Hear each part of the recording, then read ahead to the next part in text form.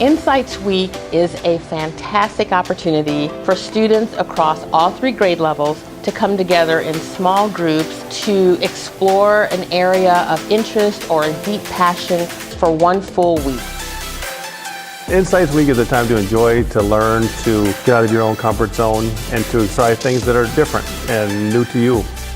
I really like being able to do hands-on experiences because it's just something that most kids don't really get to experience at school and have to learn later in their life. Get to go to different places, explore, and enjoy topics for a full entire week. I wish it was more though.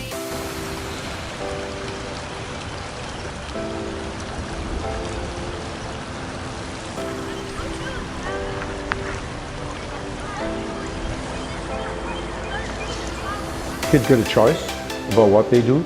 We put different grade levels together, which is always interesting and useful. We hit on not only what is seen as traditional classroom skills, but also those skills of character and social emotional learning. It's a really nice way for them to be hands-on and experience life in the real world. It just brings, I think, the education alive. Insights Week is a way to explore your passions. I'm really lucky with Hawken to go different places and get these real-world experiences in places like fire.